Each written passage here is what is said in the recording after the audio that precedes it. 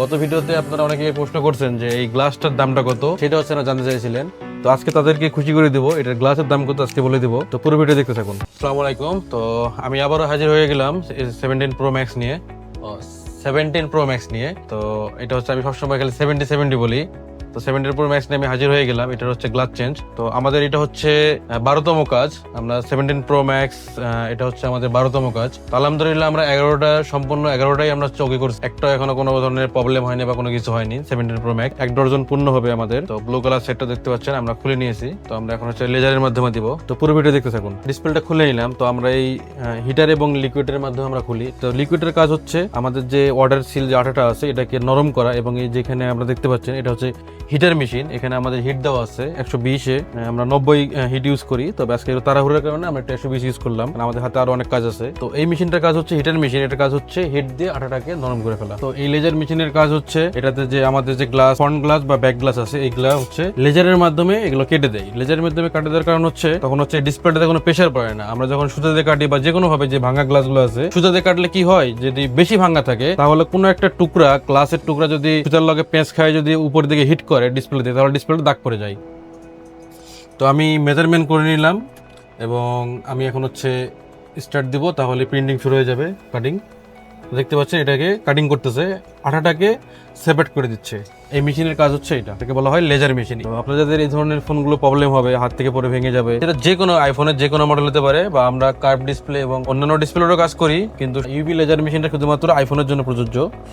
গ্লাসটাকে separate করব। তো laser করার পর আমরা ওয়্যার দিয়ে হচ্ছে আমরা গ্লাসটাকে আলাদা করব। এখন আপনার প্রশ্ন হতে পারে যে আপনি তো বললেন যে ওয়্যার ইউজ করবেন না, তাহলে আপনি তো লেজার করার পর ওয়্যার ইউজ করতেছেন। আসলে লেজার করার আগের যে ওয়্যার আর এখনকার ওয়্যার দেওয়ার মধ্যে তফাৎ আছে দুইটা। সেটা হচ্ছে আমরা আগে হচ্ছে ওয়্যার দিয়ে কাটতে হইতো আঠাটাকে, আর এখন আমরা শুধুমাত্র, যেহেতু ওসিটা হচ্ছে একটা আঠা, তো যার কারণে ওখানে লেজারে কাটার পর আবার একটু করে লেগে থাকে। তো ওইটাকে শুধুমাত্র ছেড়ে দেওয়ার জন্য আমাদেরকে এই ওয়্যারটা ইউজ করতে হয়। এটাতে কিন্তু আমরা কাটতেছি না, জাস্ট যে লেজার যে মেশিনটা যে কেটে দিয়েছে এটাকে শুধু আমরা আলাদা করতেছি, কারণ ওসিটা হচ্ছে এটা আঠা টাইপের, এটা আবার লেগে যায়। তো দেখতে পাচ্ছেন অল্প ইজিলি চলে আসতেছে।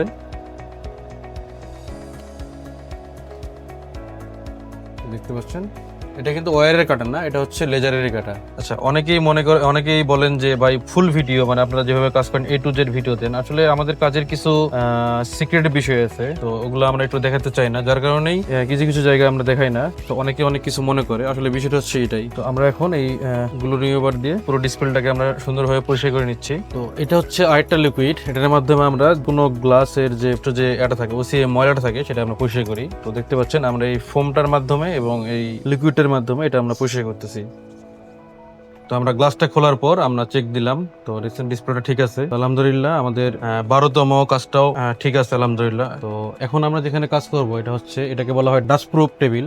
বসে যখন কাজ করব আপনাদের ডিসপ্লে গুলোর মধ্যে, তো আমরা যখন এই ডিসপ্লেটা লাগাবো তখন আমরা দেখা যাচ্ছে যে বাইরে কাজ করলে একটু ধুলা ময়লায় সবকিছু পড়ে, কিন্তু আমরা যখন এই টেবিলের এখানে কাজ করব বা আমাদের এই ওয়ার্কিং টেবিলে কাজ করব, তখন এই ধুলা ময়লাটা কোনো কিছু থাকবে না এখানে, কারণ এখানে কোনো ধুলা ময়লা নাই। উপর থেকে ফিল্টারিং বাতাস দিচ্ছে এবং এখানে কোনো ধুলা আসতে পারতেছে না বাইরে থেকে। আমরা দেখতে পাচ্ছেন এটাকে বলা হয় হচ্ছে মোল্ড অথবা ডাইস। তো এই ডাইসের কাজটা হচ্ছে আমরা যখন এটাকে প্রেসার দিব, তো ডিসপ্লের পিছনে দেখেন ফ্রেমটা আছে, এই ফ্রেমের যে জায়গাগুলো এখানে কাটা আছে, যার কারণে ডিসপ্লেতে কোনো আঘাত পাবে না এবং ডিসপ্লে ড্যামেজ হবে না। এই কারণে আমরা এই ফ্রেম মোল্ডটা ইউজ করি। তো আপনাদের এই কাঙ্ক্ষিত যে গ্লাস জানতে চান যে এই যে গ্লাসটা যে আমি ইনস্টল করতেছি, এই গ্লাসটার প্রাইস কত। গ্লাসটার প্রাইস আমি যদি বলি, তাহলে আমাদের চায়নাতে এটার প্রাইস সর্বোচ্চ 200 থেকে 250 টাকা, বাংলাদেশে 300 থেকে 500 এর মধ্যে হয়ে থাকে। আসলে বিষয়টা হচ্ছে গ্লাসের প্রাইসে আমরা কাজ করি না, কারণ গ্লাসের প্রাইস অনেক কম। আমাদের বিষয়টা হচ্ছে, আপনার এর আগে ভিডিওতে আমি জানাইছি যে আমাদের কত লাখ টাকার মেশিন লাগে, প্লাস আমরা কাজের যে মজুরি নেই সেটা আমরা নেই। তো আমাদের গ্লাসের কোনো ওরকম কোনো দাম থাকে না, বাট আমাদের কাজের মূল্যটাই আমরা নেই। তো দেখতে পাচ্ছেন আমি ডাইসে বসাই দিলাম, এবং এই যে একটা মেশিন আছে সামনে আসেন, এই মেশিনের কাজ হচ্ছে আমি যখন এই মেশিনটাকে যখন অন করব, এটা সর্বপ্রথম হচ্ছে ভ্যাকুম করবে। আপনারা যে নিচে একটা, এটা কিন্তু একটা মেশিন না, এটা নিচে একটা ভ্যাকুম আছে এবং এখানে আছে, এবং এইদিকে আমরা যদি দেখি, এইদিকে একটা মেশিন আছে হাওয়ার মেশিন।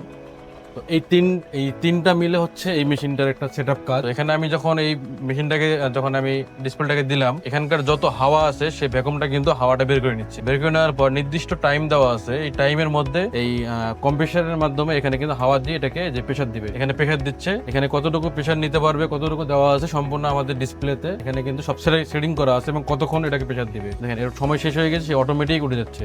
এখানকার কাজটা হচ্ছে সম্পূর্ণ অটোমেটিক। তো এটাকে সে কাজটা করলো কি, এই যে ওসিএটা যে ছিল, ওসিএটার মাধ্যমে গ্লাসটাকে ডিসপ্লে এবং গ্লাসের মাধ্যমে কিন্তু অ্যাটাচ করে দিল, যার কারণে এখানে কোনো হাওয়া নেই। ছোট্ট ছোট্ট কিছু বাবল দেখা যাচ্ছে সাদা সাদা। তাহলে এটা কিভাবে যাবে? এটার কাজ হচ্ছে এই পাশের যে বাবল রিমুভার বলা হয় এটাকে, তো আমরা এটাকে দেওয়ার পর এটার কাজ হচ্ছে এটার মধ্যে যে কম্প্রেসারের হাওয়াটা সম্পূর্ণ হাওয়াটা এখানে প্রেসার ক্রিয়েট করতেছে। এই প্রেসার ক্রিয়েট করার কারণে ভিতরের যে বাবল গুলো আছে কোনো বাবল থাকবে না এবং ক্লিন হয়ে যাবে, আগের মতো ক্লিন হয়ে যাবে। তো আশা করা যায় যে এই 17 Pro Max এর যদি আমরা গ্লাস চেঞ্জ করলাম, এটা যদি আমরা সুন্দর করে ফিটিং করে দেই, তো ইনশাল্লাহ এটা কাস্টমার বুঝতে পারবে না যেটা আমরা এর আগে গ্লাস চেঞ্জ করা হয়েছে। অবশেষে আমাদের কাজটা ওকে হয়ে গেছে। আর আমাদের কাজের যদি ফিনিশিং বলি, আমাদের যেহেতু অরিজিনাল কোয়ালিটি গ্লাস, তো ফিনিশিংটা অনেক অ্যাকুরেট থাকবে এবং এটার যে ভিজিবিলিটি আছে এটা অনেক ভালো থাকবে। তো এই ধরনের কাজগুলো যদি আপনারা করতে চান এই লেজারের মাধ্যমে যেভাবে দেখলেন, তো আপনারা চলে আসুন আমাদের ইজি মোবাইলে। আমাদের ঠিকানাটা হচ্ছে মতলব প্লাজা 3 তলা 382 নম্বর শপ। ধন্যবাদ।